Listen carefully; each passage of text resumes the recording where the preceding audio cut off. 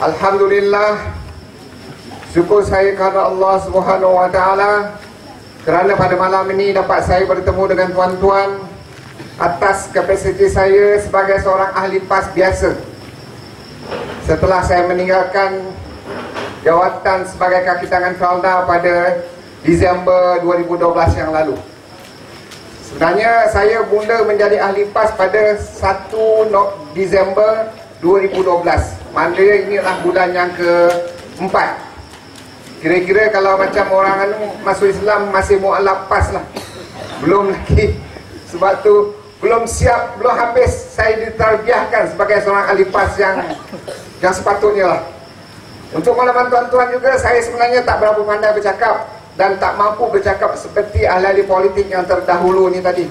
Dan juga mungkin lepas ni yang dibutua Ustaz Sulaiman akan bercakap. Saya bukan profesional punya politician, kerana hanya sebagai bekas kaki tangan Felda.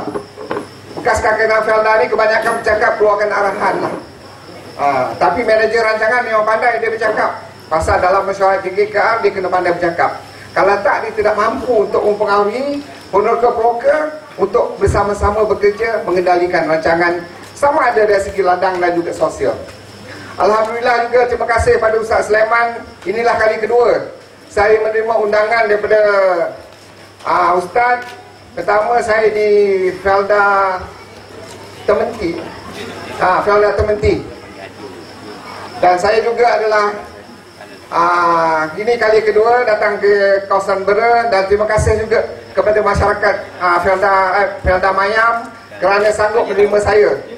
Dalam perjalanan tadi saya sampai saya ingat di pintu masuk ada anak muda. Jadi saya rasa satu perubahan yang amat besar. Kerana kalau dulu-dululah saya nampak, masa saya dalam UMNO dulu, saya ni sebenarnya orang UMNO dulu. Masa saya pegang jawatan dalam Felda, saya adalah bekas ketua pemuda UMNO bahagian di Johor. Ya, masa dulu saya nampak kalau PAS buat ceramah tak ada. Tak ada anak muda, yang ada betul lah lebay-lebay lah kononnya masa tu, kan? Yang duduk orang-orang tua, yang dah memang pencen betul lah. Kalau dekat kampung saya, itulah ahli-ahli yang mendengar ceramah. Tapi Alhamdulillah, malam ni saya disambut oleh anak-anak muda. Nampak bahawa banyak perubahan yang sedang berlaku dalam Felda pada masa sekarang. Ini yang kita kendaki. Kerana Felda, tuan-tuan, kalau tuan-tuan kata rasa Felda ni pasal ada setengah-setengah kawan-kawan jugalah, mereka-mereka yang tidak gemar saya berhijrah. Sebenarnya saya berhijrah daripada lubuk besar kepada lubuk kecil. Sepatutnya saya duduklah dalam lubuk besar yang ada tu. Tak, ini saya berpindah daripada lubuk besar kepada lubuk kecil. Ada kawan-kawan mengatakan pada saya, dia panggil saya mat je lah, Cik Mat tu kalau potonglah tangan tu darah, bukan darah merah kata dia, darah masih warna oranye lagi, kenapalah pergi dekat lubuk kecil PAS tu kata dia. Sampai macam tu lah telahan daripada beberapa kawan. Tapi Alhamdulillah, hidayah saya dapat untuk bersama-sama dalam jemaah PAS pada hari ini. Dan inilah kekuatan yang ada dalam PAS sekarang. Dan saya insyaAllah akan bersama-sama dengan perjuangan tuan-tuan, puan-puan dan seluruh masyarakat Felda di Mayam ini. Ini adalah musim pilihan raya, tuan-tuan, pilihan raya 13. Jadi apa yang saya nak sampaikan pada malam ini adalah cerita-cerita tentang Felda. Kerana cerita-cerita pasal dunia ni saya tak berapa pandai juga, tapi insyaAllah ada sedikit-sedikit lah. Untuk makluman tuan-tuan, saya pernah bekerja di Sabah selama 6 tahun. Inilah sekarang tempat yang berlaku ni. Saya jadi pengurus besar di sana, di Sabah, iaitu di Lahadatu dan juga di Tawau. Jadi cerita-cerita di sana, macam mana masyarakat di sana, jadi saya lebih faham lah. Jadi saya tak nak bercakap lanjut tentang itulah. Saya tahu lebih kurang masyarakat, kita tahulah di sana keadaan ni bagaimana. Tapi yang saya ingin sampaikan di sini adalah di mana ke mana Felda ni akan dibawa oleh kepimpinan sekarang. Sama ada kepimpinan Felda yang ada dan juga kepimpinan UMNO yang ada sekarang untuk bawa Felda ni. Ke arah mana nak dibawa?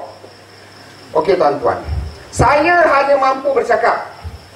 Umur pun sekarang, tahun ni saya 60 tahun lah umur saya. Inilah, saya berpegang kepada pesanan Tok Guru. Tok Guru, Tuan Guru Nek Aziz, sampaikan pesan ni pada semua pejuang PAS dan Pakatan Rakyat. Bagi mereka yang ada mulut macam saya, bercakaplah. Ahli yang boleh memanjat, itu anak-anak muda, golongan-golongannya masih kuat bekerja. Panjatlah pokok untuk menampal poster. Jadi maksudnya tiap-tiap orang kena berperanan, kerana kita berjuang dengan segala kekurangan. Saya banyak pergi kawasan Felda, tuan-tuan. Sokongan amat kuat, tapi kita banyak masalah dari segi kewangan. Kalau tidak ada sokongan keuangan melalui derma-derma yang diberikan semasa perhimpunan ataupun ceramah-ceramah begini, maka kita memang tidak ada kewangan yang cukup untuk meneruskan kempen-kempen pilihan raya. Tapi insyaAllah, inilah kaedah yang paling baik untuk menunjukkan bahawa masyarakat sekarang memberikan sokongan kepada perjuangan Islam yang diperjuangkan oleh PAS. Mereka yang ada wang, dermalah. Ini pesanan Tok Guru. Yang berkebolehan internet, gunakan internet semuanya untuk memberikan kemenangan kepada Islam dalam semua segi. Inilah. Ini nampak sekarang kekukuhan kita. Tapi orang-orang bukan dalam PAS mengkritik kita, kata tengok PAS kalau buat ceramah keluar tong, untuk dapatkan duit, untuk dapatkan sumbangan pelayan. Biarkan, ketepikan segala cemuhan yang dikeluarkan oleh orang-orang di luar PAS. Kita dalam kita punya masyarakat, kita punya jamaah, kita laksanakan seperti yang kita amalkan sekarang. Tuan-tuan, saya ada 5 soalan hendak dipanjangkan kepada tuan-tuan untuk membolehkan tuan-tuan sebagai peneroka, penokawati, anak-anak muda dalam Felda untuk bercakap tentang isu-isu yang smart sekarang ni sedang hangat diperkatakan, iaitu tentang Felda Global Venture. Saya dipahamkan bahawa, dijanjikan bahawa dividen yang kedua akan dibayar. Saya tak tahu bila lah.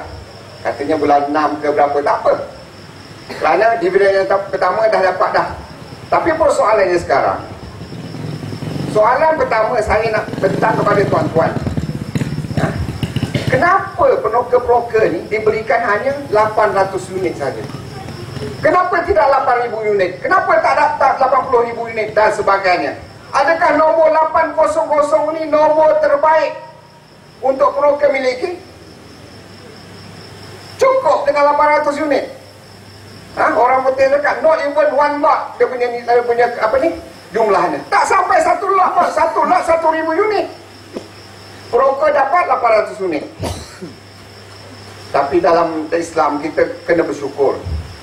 Kerana saya pun tidak menafikan selama ni pun memang daripada tahun mula-mula Felda dibuka tahun 50-an sampai sekarang memang banyak kemajuan telah diperoleh oleh penoka setelah memasuki dalam Felda, setelah bersama-sama dengan Felda, setelah bekerja dengan Felda dan sebagainya. Tapi bila sampai pada pemilikan saham, didapati jumlah yang diberikan amat sedikit pada pandangan kami, bekas-bekas kaki tangan Felda. Amat sedikit. Kerana ada manusia yang tidak pernah pun memberi apa pun sumbangan kepada pembangunan Felda dapat 1 juta saham satu orang. Hari ini tuan-tuan, kalau tuan-tuan tengok internet, tengok dekat pusat saham, harganya RM4. Berapa tuan-tuan? Ada tengok tak? RM4.59. Masa tuan-tuan beli RM4.55. Katalah tuan-tuan nak jual kerana ada untung 4 sen. 4 sen kali dengan 800 berapa ringgit boleh dapat tuan-tuan? Kira je lah.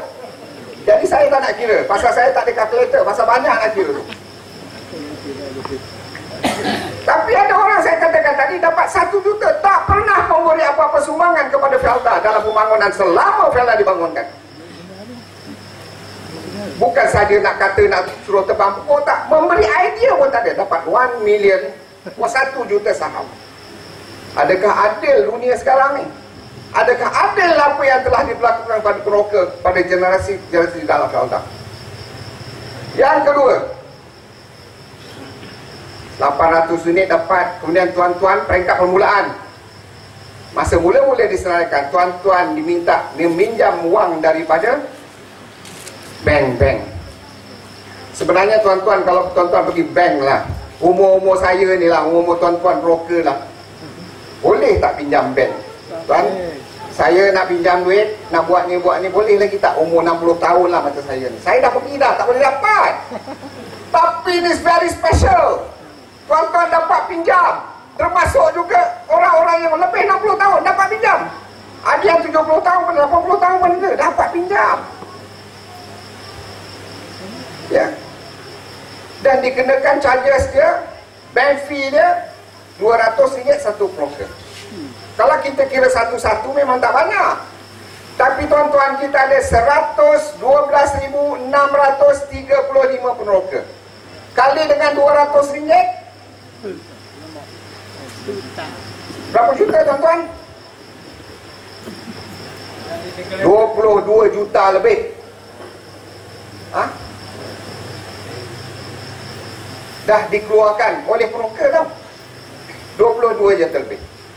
Yang menarik perhatian saya pula, ataupun yang apa ni, saya heran juga, lepas tu, selepas bising-bising, harga turun naik, kerana Chairman Farrell bercakap saham ni memang turun naik, kita tak boleh cakap sekarang rendah besok akan tinggi. Kita ni selama ni tuan-tuan, minta maaf lah, mungkin ada broker yang dah biasa main saham, minta maaf saya, tapi 99.99% broker tak main saham. Jadi naik ke turun tak kisah, yang tahu saya nak dapat duit, itu sajalah kalau saya beli saham. Ya tuan-tuan, sekarang 22 juta tu bagi pada siapa? Dan akhirnya pula, lepas tu Felda pergi tebus pula daripada bank, segala pinjaman tuan-tuan tu ditebus. Kenapa dah pinjam dengan bank, lepas tu tebus pula? Kenapa tak ada pada awal? Gunakan duit itu untuk memberikan kelebihan kepada apa ni, sumbangan 800 unit kepada broker. Ini dah persoalannya sekarang. Jadi 20 juta lebih tu dah hilang dah. Sekarang tuan-tuan pula meminjam dengan Felda dan kena bayar RM50 kepada siapa yang meminjam lah. Ya? Jadi RM50 kena bayar. Tetap bernilai 800 unit. Okey. Yang ketiga pula, yang saya katakan tadi, Felda berbelanja lebih kurang 345 juta lah untuk tebus tu tadi. Kenapa belanja sama macam tu? Mana? Okey. Yang satu lagi pula, kenapa bagi 15,000 je pada broker? Adakah nilai broker, nilai isteri dan nilai anak tadi dijumlahkan hanya 15,000? Selayaknya diberikan. Kenapa tak 50,000? Kenapa tak lebih jumlah dia? Ataupun apakah asas-asas perkiraan yang membolehkan bahawa broker, anak broker dan isteri broker layak menerima 15,000 je? 5,000, 5,000 dan 5,000. Ini 5 persoalan. Dan yang terakhirnya, sampai sekarang, setelah 7 bulan, hampir lebih daripada 7 bulan, Felda Global Venture disenaraikan, belum ada bisnes-bisnes baru yang boleh menjana pendapatan yang lebih kepada Felda Global telah dilaksanakan.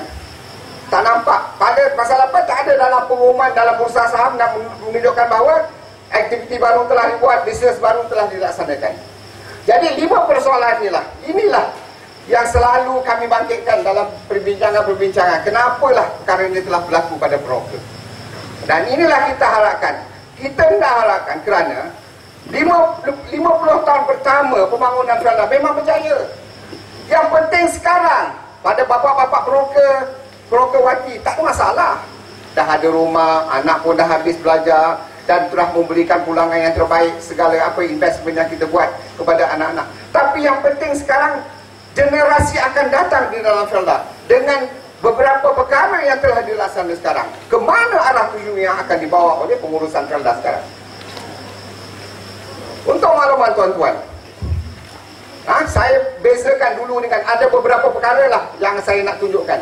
Pertama, pada tahun 2000 sebelumnya pengurusan Felda, kita ada lebih kurang duit tunai 8 bilion. Yang kedua, Felda melangsaikan hutang 14 tahun lebih awal daripada yang sepatutnya. Satu-satunya agensi kerajaan yang mampu melaksanakan hutang lebih awal daripada yang dijanjikan kepada peminjam-peminjam bank yang memberikan pinjaman kepada Felda untuk membangunkan rancangan-rancangan tanah Felda. Dan daripada 360,000 hektar yang dipajakkan Felda Global dulu, Felda memperoleh pendapatan 2,000 juta. Tapi sekarang tuan-tuan, tanah Felda dah dipajakkan. Pendapatan Felda menurun kepada 500 juta. Dan Felda sekarang ada hutang dah dengan EPF, Kumpulan Wang Simpanan Pekerja. Okey tuan-tuan, saya nak bercerita begini. Sebenarnya selama pembangunan Felda yang telah kita lalui, kita memang banyak untung. Ini dapat dilihat melalui pemberian keuntungan melalui Koperasi Pemodelan Felda, di mana yang terakhir telah memberikan dividen 18%. Orang-orang luar tidak pun share kita punya keuntungan yang ada ni. Mana tak terlibat pun. Tapi sekarang apa juga pendapatan, keuntungan yang diperoleh oleh Felda Global Venture terpaksa dikongsi bersama dengan lain-lain pemegang saham. Nanti saya tunjukkan berapa peratus pegangan saham oleh program. Jadi banyak keuntungan ini nanti akan terbagi pada ramai. Bila terbagi pada ramai, berapa sahajalah pulangan yang akan diberikan pada program. Memang betul, baru-baru ni 2 minggu lepas, saya ingat seminggu lepas ke 2 minggu lepas, CEO Felda Global Venture katakan bahawa peningkatan pendapatan Felda Global Venture daripada 7 bilion kepada 12 bilion akan memberikan dividen 14 sen seunit kepada pemegang-pemegang saham, di mana 5.5 sen telah pun dibayar pada tahun lepas, dan bakinya 8.5 sen akan dibayar selepas ini. Dan saya difahamkan katanya akan dibayar pada bulan 6, lepas pilihan raya lah. Okey. Jadi masalah sekarang, kalau dikirakan berdasarkan kepada jumlah unit yang tuan-tuan ada, 8.5 sen kali dengan 800 unit, berapa saja tuan-tuan? Jadi kita nak tahu juga macam mana perkiraan yang diberikan hingga membolehkan broker mendapat, dikatakan akan dapat 600, 700, dan apa jugalah jumlah yang akan mereka dapati selepas ini.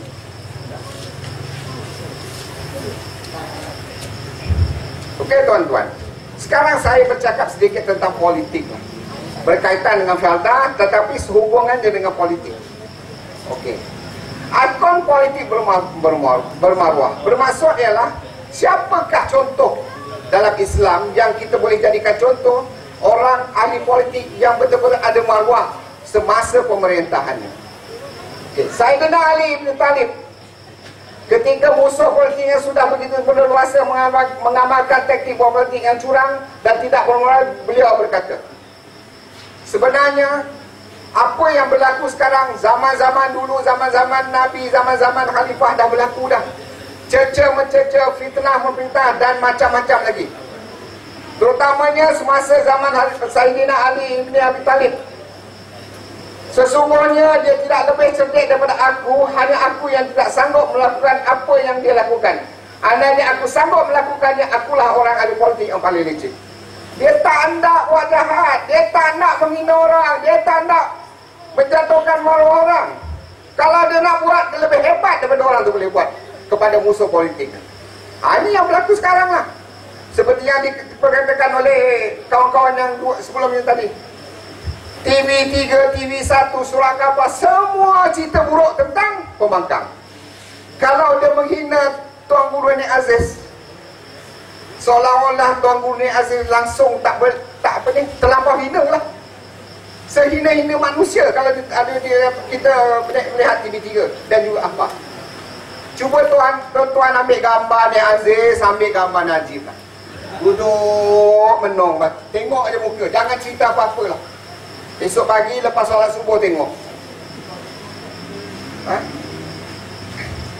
Saya tak dapat gambarkanlah berapa jauh perbezaannya. dalam macam-macam segi lah. Tapi apa yang berlaku sekarang ialah satu kaedah penghinaan. Kalau sampai pada satu isu, maka dia akan spin. Spin itu maknanya diputar-putarkan lah. Hingga membolehkan bahawa isu yang salah menjadi betul, betul menjadi salah. Baru-baru ni saya, di rumah saya ada 3-4 orang anak dan juga cucu kecil-kecil 3-4 tahun. Diorang main-main tentukan color ni. Color hijau, biru. Hijau, biru. Ini budak-budak kecil. Bukan dia main pasal parti, tak. Bila sampai dekat satu anak cucu saya mengatakan bahawa ini warna dia biru, tapi 4 yang lain cakap ini bukan biru, hijau. Sebenarnya biru. Tapi oleh kerana 4 lawan 1, maka terpaksa yang satu ni mengikut walau itu kenyataan yang salah. Ini berlaku pada anak-anak. Ini dah juga berlaku dalam akhbar kita, dalam TV-TV kita. Benda yang tak betul hari-hari disiarkan, maka sebahagiannya akan takkan kalau tak betul hari-hari boleh cakap. Akhirnya takutlah. Saya bimbang bahawa perkara-perkara begini akan terpahat di fikiran pengundi-pengundi bahawa ni dah kena berubah. Sekarang dah banyak berubah dah pada kita. Takut yang ada dalam ni keluar pula. Jadi saya nasihat kepada tuan-tuan semua, tak payah dah tengok TV-TV ni lah. Tak payahlah baca-baca surat khabar apa ni, utusan ke berita harian apa-apa. Hari ni Star pun teruk dah. Tian Chua tak cakap pun. Orang yang apa ni, apa tu, askar apa ni, polis yang mati tu mati kata tak ada pun. Tapi dalam TV tu sampai semalam masih ada diceritakan tentang perkara demikian. Kita orang-orang PAS, walaupun saya baru dalam PAS, kita pun tahulah macam semangat patriotik kenegaraan kita. Dan kita pun menyanjung tinggi usaha-usaha pihak polis dan angkatan tentera dalam mengawal keselamatan negara. Tapi janganlah ditidakkan kita punya semangat kenegaraan tadi, hingga menyebabkan kita rasa mual mendengar dan juga membaca cerita-cerita yang sedemikian.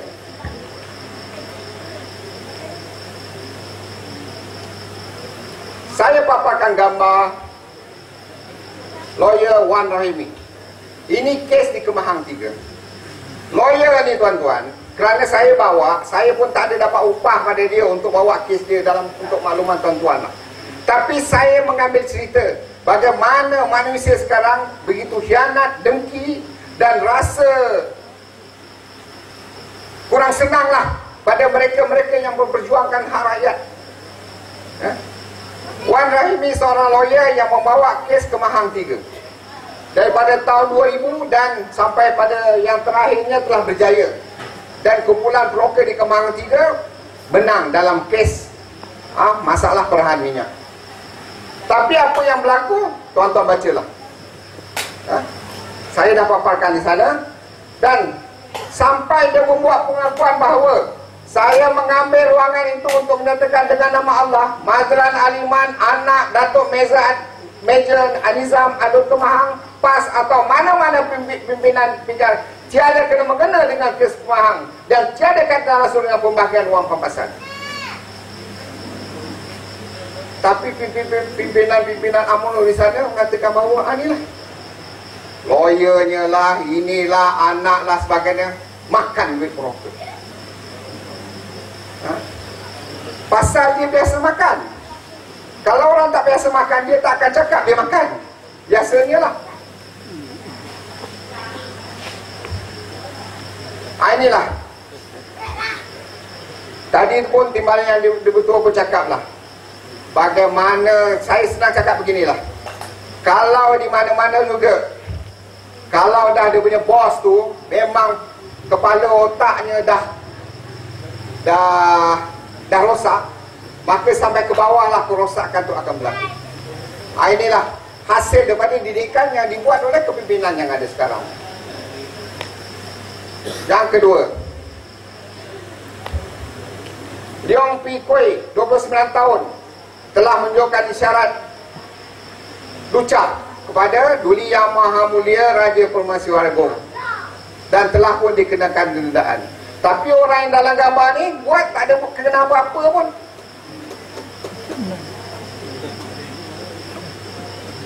Ini lagi satu tuan-tuan. Ini cerita-cerita saya nak tunjukkan bahawa ini semua tak betul. Ini orang ni mengaku dia ahli PAS. Tapi mana ada ahli PAS pakai baju janji ditepati? Ha? Tak tahulah kalau anak muda dekat sini pakai baju dalam ada berjanji ditepati. Dia pula betul memperjuangkan tentang kalau hang nak lawan ulama kami, langkah mayat kami. Seolah-olah dia ahli PAS. Tapi ahli PAS pakai baju janji ditepati. Tak betul. Jadi hati-hatilah dengan berita-berita yang sebeginilah.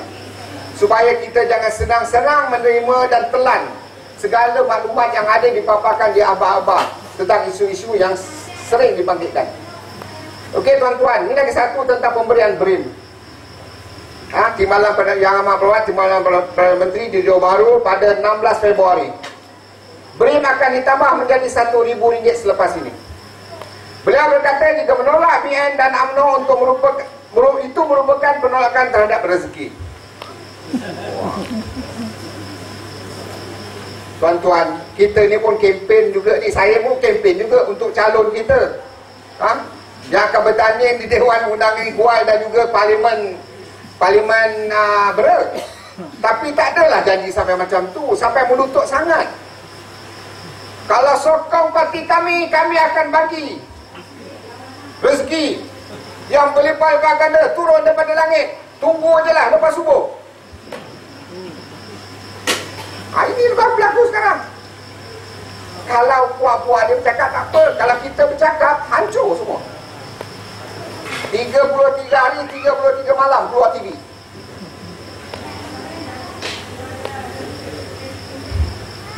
Ini gambar-gambar lah. Duit nak bagi duit BRIM. Maka ketua-ketua UMNO pun duduklah sebelah gambar duit. Nak tunjukkan dia banyak duit. Tuan-tuan tahu tak? Duit BRIM ni duit pembayar cukai. Termasuk tuan-tuan juga yang bayar cukai. Maka ambillah duit BRIM 500 ke berapa ratus yang akan diberikan. Ini lagi satu gambar saya nak tunjukkan. Dikatakan bahawa UMNO adalah pejuang Melayu lah. Okey, mereka sering memekik dan slogan hidup Melayu, hidup Melayu. Tetapi dalam masa yang sama mereka lah sebenarnya yang menyebabkan Melayu Pulau Pinang terpinggir dan merempat di tanah air sendiri. Seperti digambar. Itulah dua orang yang buat kerja ni. Kalau tuan-tuan tengok TV, inilah orang dia. Sekejap hantar saman buat laporan polis nak saman orang tu, nak saman orang ni. Sedangkan dia yang buat kerja tu. Ini lagi satu gambarnya. Ini nak menunjukkan bahawa ini yang telah berlaku sekarang. Datuk Baharudin Amiruddin pada tahun 1996 dalam masa Perhimpunan Agung UMNO menyatakan bahawa tanah reserve Melayu daripada 3 juta hektar telah menurun kepada 1.7 juta hektar. Dia cakap dalam Perhimpunan Agung UMNO, buat apa? Ini persoalannya, dia yang telan, sama-sama telan, dia cakap pada yang tukang telan juga. Ini bukan ini apa petikan daripada dalam Perhimpunan Agung pada tahun ini saya ambil daripada utusan Malaysia pada 11 hari bulan 10 tahun 1996. Itu tahun 1996 tinggal 1.7. Sekarang dah 2012, tak tahu dah tinggal berapa dah tanah reserve Melayu. Siapa yang habiskan? PAS, DAP, Parti Keadilan. Ini lagi satu tuan-tuan. Mahathir menjanjikan pelajaran percuma menjelang 1982 lagi dah janjikan. Sampai sekarang tak pun dilaksanakan. Ini dalam apa utusan Melayu ni. Sekarang dah tak ada utusan Melayu. Dia juga yang hilangkan ni. Janji tahun 82 pelajaran percuma. Sampai sekarang tak apa. Sekarang pula bila Pakatan Rakyat menjadikan pelajaran percuma kepada anak-anak, dia kata negara akan bankrupt. Dulu tak ada pun duit, dah janji nak pelajaran percuma. Sekarang banyak duit, kata bankrupt pula. Macam mana ni? Masa tu dia Menteri Pelajaran.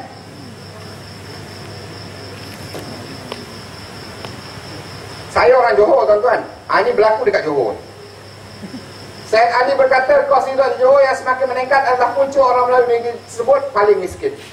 Orang Johor sekarang dah paling miskin, tuan-tuan. Jadi siapa-siapa kalau ada kalangan broker di sini orang Johor, jangan balik Johor dah. Biar duduk sini. Kita anak broker Felda ni memang dah kaya dah. Lebih kaya daripada orang-orang Johor sekarang.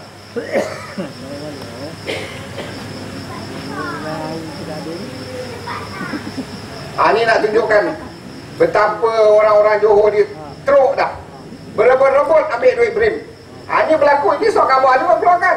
Kuantum penahan bantuan rakyat satu Malaysia, Parlimen Johor Bahru diseru untuk Majlis Bandaran Johor Bahru. Kecoh apabila diserbu 20,000 orang. Orang Johor Bahru. Ini yang berlaku di Pengerang. Saya tak dapat besarkan gambar ni. Ini yang berlaku, semua saya nak bacakan, memelanjakan. Bila timbul kontroversi hukum-hukum disebabkan rapat-rapat antara satu yang lain dan teguran Mufti Johor supaya benda itu dibetulkan, tak dilaksanakan. Mufti Johor sampai melawat tempat tu, tanah-tanah perkuburan yang dipindahkan kerana ada projek 60 bilion kononnya akan dilaksanakan di sana. Maka kubur ni kena pindahkan. Ada setengah kubur tu 2-3 kali kena pindahkan. Apa yang dipindahkan pun tak tahulah. Kalau mati syahid mungkin tubuhnya, mati tak syahid tak tahu apa yang tinggal dalam tu. Okey. Yang tadi tu cerita-cerita tentang dunia negara kita lah. Ini kita berbalik pada Felda. Kenapa saya berdiri di sini? Inilah. Tuan-tuan, untuk makluman tuan-tuan, saya baca dengan menggunakan wang pinjaman KWC Felda menggunakan sejumlah 1.75 bilion bagi membeli kilang gula 1.5 bilion dan saham Koch Brothers dalam trade win sebanyak 20% bernilai 250 juta. Felda pinjam 4.2 bilion daripada KWSP. Dia ambil 1.75 pergi beli saham gula dan juga 20% trade win dan saham trade win 20% bernilai 270 juta. Baru-baru ni Felda Global Venture jual saham 20% ni. Dijual pada kadar ulangan pendapatannya 500 juta. Tuan-tuan, yang beli ini dulu Felda. Bila disenaraikan nak penyenaraian, segala saham apa ni dipindahkan kepada Felda Global. Utang ke WSB Felda yang bayar sekarang, bukan Felda Global Venture yang bayar. Tuan-tuan kena bezakan. Felda Global Venture sebenarnya dah berbeza. Felda adalah satu government link satu syarikat kerajaan ataupun satu badan kerajaan. Felda Global Venture satu syarikat persendirian. Dia jual saham yang dibelikan oleh Felda dulu, dapat untung 250 juta. Sedangkan saham ni tuan-tuan, untuk mana tuan-tuan, boleh menjadi pendapatan tahunan lebih kurang 60 juta setahun. Sekarang maknanya dia jual ayam. Ayam ni ayam telur. Selama ni dapatlah telur. Tapi oleh kerana dah jual ayam, telur-telur pun dah tak dapat. Pandainya mereka mengurus lah. Inilah senang mengurus. Ini yang kita pelik sangat. Padahal baru disenaraikan Felda Global Venture dan dapat duit 9.9 bilion. Mana pergi duit tu? Kemudian harta yang ada pula yang boleh memberikan pendapatan pulangan dividen lebih kurang 60 juta, dijual pula lagi. Dah lah tak ada pendapatan lagi, jual lagi. Duit yang ada pun tak tahu ke mana. Kalau ada tolong tunjukkanlah. Kita tak tunjukkan aja. Kalau betul seluruh rakyat Felda, kita dah belanja banyak ni untuk projek ni, tak lama lagi kita akan dapat pulangan 500 juta. Tak apa. Dalam pada pembentangan oleh CEO itu hari, dia kata pendapatan meningkat tapi keuntungan turun. Saya pun tak faham baca dia macam tu. Okey, itu yang pertama tadi, saham trade win. Yang kedua, Felda Oil Product tergadai kepada syarikat asing. Ini refinery, penapis minyak. Salah satu kilang penapis minyak kita berada di Pasir Gudang. Pada pada asalnya kepentingan Felda 70%. Namun mulai tahun 2010 lalu, ianya tinggal 30%. Tuan-tuan, kalau 70% masih lagi dalam pegangan kita Felda. Tapi kalau dah kita equity kita tinggal 30%, mana kita dah tak ada pegang, tak boleh pegang dah company tu. Bukan lagi kita punya company, bukan Felda punya company. Inilah hasil daripada kerja-kerja tangan-tangan hitam. Tangan-tangan hitam dan yang tak nampak. Dah hitam tapi tak nampak. Kalau nampak senang kita potong, tapi tak nampak. Bila tak nampak, ni lah berlaku. Daripada 70% equity kita turun jadi 30%. Kita dah tak ada foto. Maknanya dalam bahasa mudah, kita dah hilang satu syarikat penapis minyak.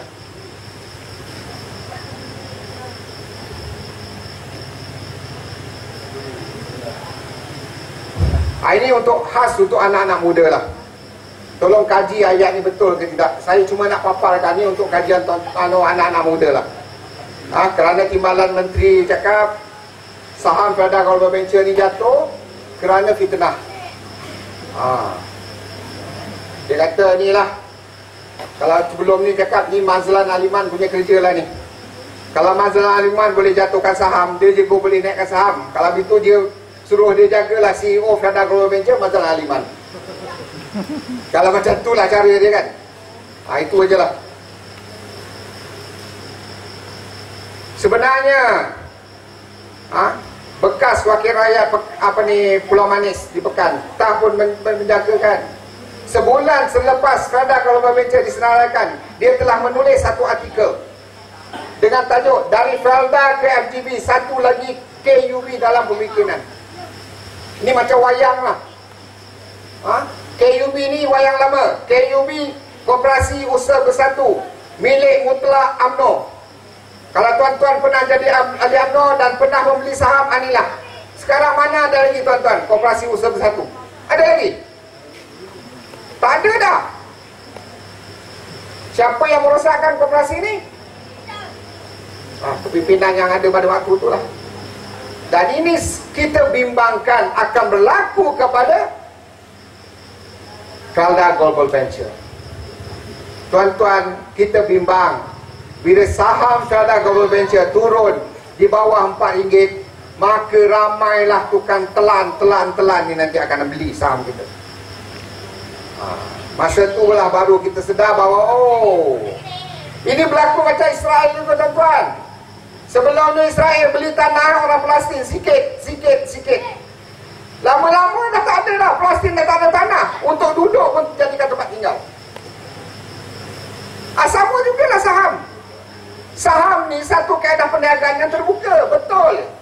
Kata Chairman Felda betul lah. Dia turun naik, kita kena tunggu. Masa naik nanti kita dapat untung. Masa rendah ni kita bersabar, betul. Tapi berapa ada kekuatan kita tuan-tuan? Tuan-tuan broker ni ada banyak duit ke? Bila harga murah beli. Tak tahulah kalau beramai-ramai $100,635 broker. Bila harga turun kita ramai-ramai beli. Tak apa. Tapi bila kita harga saham turun, kita ramai-ramai tak beli, ramai-ramai orang luar beli. Apa akan berlaku pada pemilikan equity dalam syarikat Felda Global Venture?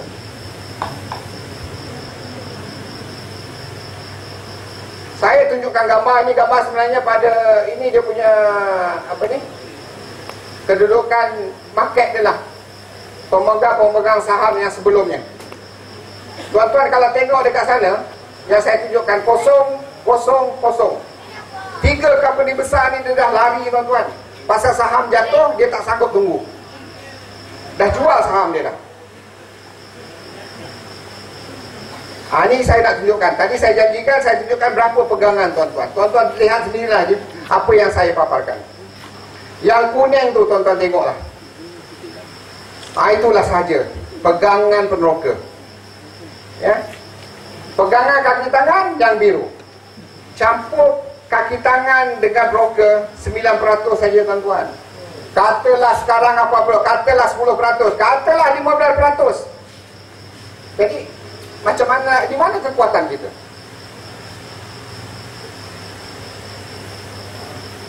Ini yang selalu diwar-warkan. Kita akan memberikan tambahan pendapatan yang lebih pada broker. Macam mana? Tolong tunjukkanlah. Ini saya tunjukkan berapa dia dapat masa penyelenggaraan. Tuan-tuan tengok duit dia 9.9994535. Saya pun tak tahu. Lebih kurang bahasa mudah cakap 9.9 bilion dia dapat. 9.96 bilion masa penyelenggaraan yang berlaku pada 26 hari bulan 6 2012. Okey. Yang ketiga, tentang Felda Holding hubungan dengan KPF. Ini amat serius tuan-tuan. Sekarang KPF tengah bermusyawarat untuk melantik perwakilan. Saya betul-betul mengharapkan ramai-ramai kita pergi pilih wakil yang betul-betul boleh memperkukuhkan lagi KPF. Jangan hantar perwakilan yang boleh menggadai menjual diri dia.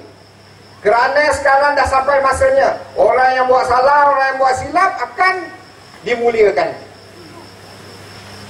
Tuan-tuan lihat, KPF ada share dalam Felda Holding Berhad 51%, FGB 49%. Saya tak nak tunjuk yang lain, saya tunjukkan di sini je lah. Okey. Sepatutnya dalam pelantikan ahli lembaga, siapa yang besar equity-nya, maka ramailah bilangan dari kalangan ahlinya duduk sebagai ahli lembaga pengarah. Tapi tuan-tuan lihat figure tu. Yang terakhir pun saya dapat maklumat belum ada perubahan. KPF hanya 24 orang, Felda Global Venture 65 orang.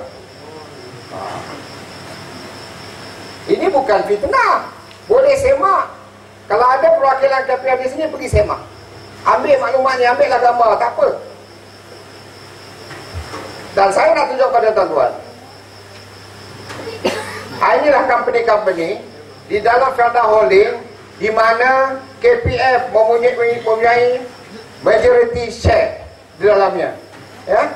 Ada 12 company. MSM, Kilang Sawit, Felda Agriculture, Felda Vegetable, Prodata, Angkut, Rubber, Marketing, Kernel, Fesco. Kita dulu invest ataupun menanam modal lebih kurang 397.5 juta. Duit tuan-tuan semua yang kita kumpulkan sedikit-sedikit. Daripada 100, daripada 200,000 lebih ahli. Kita kumpul masuk dalam tu. Bila sampai pada sekarang dah maju, inilah yang kita terima. Boleh tuan-tuan terima? Boleh ke anak-anak muda terima perkara ni? Saya tuan-tuan, saya sampaikan aja. Kalau tuan-tuan masih hendak ni, silakan. Itu saja.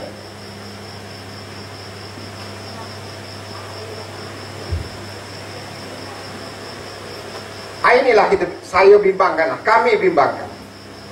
Tuan-tuan, tanah KTM Tanjung Pagar dah habis. Telah pun hilang. Tanah Reserve Melayu dah tinggal 1.7 juta. Itu tahun 90. Tinggal tanah Felda ni lah. Ya?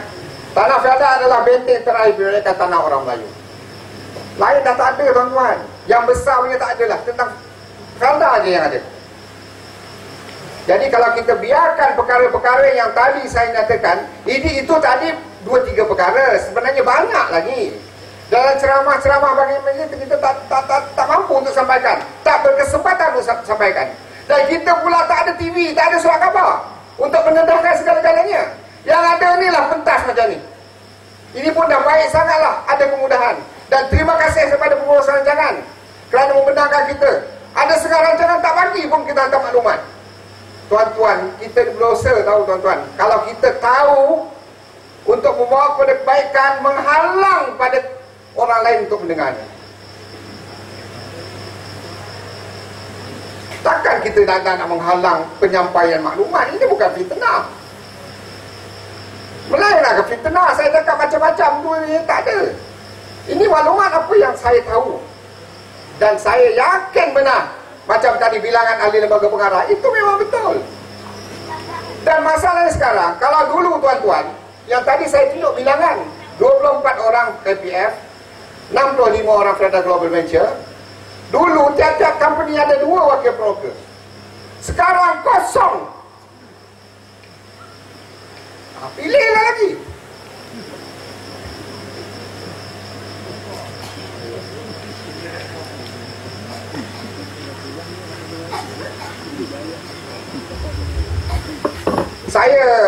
sehubungan dengan ni ada satu wayang sikit lah untuk rehat, tengok kan. Ada setengah-setengah pun mungkin dah mengantuk kan.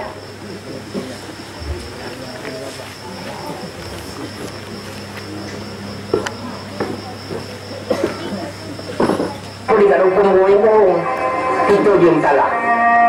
Tak ada yang betul sebab dia. Inilah saya tak suka. Jadi baca rakyat saya ni bodoh betul lah. Jadi bodoh-bodoh lagi. Minta dengan pemerintah tak boleh selesai. Minta ni suruh selesai. Apa yang nak jadi? Masa dah raya je boleh selesai. Tak ada raya boleh selesai. Saya sanggup je lah. Dia saya tak berkerajaan tak apalah. Kita untuk ni je. Malu saya dah selalu di sini. Saya dulu pun tak bayang kerajaan. Memang saya bodoh, memang saya tak kerja apa-apa pun. Masalah saya kalau masalah ni, saya susah hati lah. Mestinya semua ni, dalam peringkat ni, dalam Tebalong ni, merana hidup. Banyaklah sebab saya dah meninggal dengan anak-anak. Anak-anak terus dalam tangan. Macam mana? Kalau nak aku ni buat ni. Janganlah saya jadi komunis. Kalau komunis pun tak ada begini.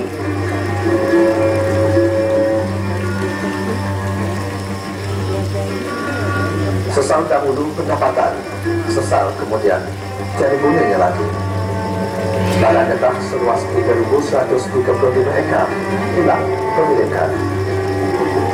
Kini Felda Cahaya Baru lenyap dari peta Malaysia.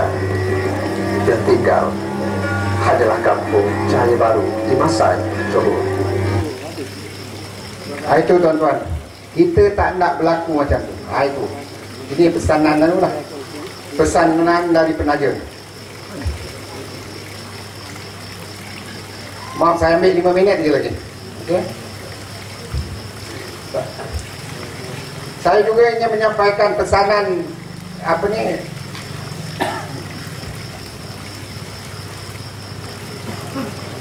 Ini untuk anak muda. Bangkitlah anak muda Malaysia. Bangkitlah anak muda Felda. Dengan nisbah hutang kepada GDP yang kini sudah mencapai 53%, bahana bakal menanti anak muda yang tentunya akan mengambil alih bebanan hutang negara kita pada masa akan datang. Terdapat lebih kurang 2.4 juta pengundi baru daripada 13.3 juta pengundi untuk BMX. Ini merupakan kenaikan 30% jika dibandingkan 2008. Jadi saya menyeru pada anak muda, PRU 13 jadikanlah sebagai perubahan pada kerajaan kita pada masa hadapan. Okey. Ini tentang kepimpinan lah. Kalau tuan-tuan lihat dalam akhbar pernah Dr. Mahathir kata UMNO dah berpuluh tahun tak bagi orang pandai masuk UMNO. Sebab tu banyak doktor masuk PAS. Memang betul. Ramai banyak orang masuk PAS sekarang. Kepimpinan yang ada sekarang, kalau tuan-tuan tengok wakil rakyat kita, semua yang berkelulusan tinggi, mampu untuk mentadbir. Sebab tu kalau dilihat dalam kenyataan ni, tengok perenggan yang ke bawah ni lah. Bukankah Dr. Mahathir ni yang menyatakan bahawa yang tinggal dalam UMNO hanyalah pemimpin yang hafasib. Hafasib maknanya tak bolehlah memimpin. Yang bijak masuk PAS, yang pandai masuk PKR, yang cerdik masuk DAP. Kiralah yang tinggal tu apa. Inilah 4 negeri yang kita perintah sekarang diakui mampu mentadbir negeri masing-masing, dan diperakui oleh bukan kita, bukan ketua cawangan, bukan ketua JKK, bukan apa, oleh ketua audit negara. Peningkatan hasil lebih baik negeri yang ditadbir oleh Pakatan Rakyat diakui oleh ketua audit negara. Mana dia, kalau 4 negeri itu boleh dah menunjukkan kemampuan, maka tak ada masalah. Ditambah dengan pula kepimpinan ada dalam PAS, dalam PKR, dalam DAP yang ada, memang mampu untuk mentadbir kerajaan pada masa hadapan. Maka sampailah masa untuk kita berubah, tuan-tuan. Seperti yang dijanjikan dalam pada program 100 Hari Pakatan Rakyat. Tuan-tuan lihat yang nombor 8, batal Felda Plantation bagi buka ladang yang diuruskan oleh generasi kedua, dan seterusnya. Ini offer. Macam juga pergi dekat supermarket, Offer 70%, berebut orang pergi. Tapi ini offer yang begini, tak ada orang nak mengundi. Macam mana? Nak undi apa lagi, offer lagi apa, enggak. Jadi tolong lihatlah offer-offer yang diberikan oleh Pakatan Rakyat. Memang betul tuan-tuan akan lihat dalam TV, ini tak boleh buat, tak boleh buat, tak boleh buat. Tuan-tuan, kalau kita dalam parti organisasi besar, kita pun ada pemikir-pemikir. Sebab tu PAS pun ada jabatan diketuai Dr. Zulkifli, kan? Dia merangka strategi ni, memikirkan ke mana hala tuju PAS, hala tuju PKR, hala tuju DAP dalam Pakatan Rakyat untuk membawa masyarakat Malaysia, terutamanya masyarakat peroka di masa hadapan.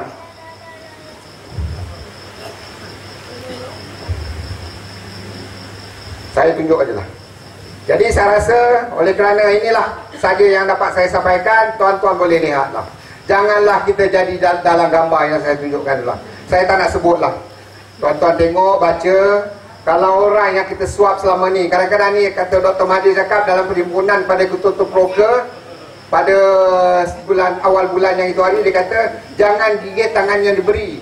Jangan lupa yang mula-mula memberi adalah pengundi kepada pemimpin. Kita beri dulu, bukan dia beri dulu. Kita beri undi pada dia, minta tabir negara ni, kerana undi yang kita berikan itu adalah amanah. Sekarang amanah tidak dijalankan dengan betul, sampai masanya kita tarik balik. Jadi PRU 13 lah jadi titik bermulanya untuk perubahan ini. Dan dalam gambar itu menggambarkanlah lesen, cukai, MP, royalty, gaji, allowance, semua dah gemuk sangat, tak payahlah macam saya ni kan. Kita mana kita sama. Okey. Jadi untuk akhirnya saya mengucapkan banyak terima kasih kepada Ustaz Sulaiman dan kepimpinan PAS kawasan dan juga cawangan dan seluruh masyarakat Mayam dan juga masyarakat Felda yang dekat yang turut hadir pada malam ini, terutama yang anak muda. Sekali lagi saya suruh, maka sampai masanya untuk kita berubah. Wabillahi taufiq wa hidayah. Wassalamualaikum warahmatullahi taala wabarakatuh. Takbir.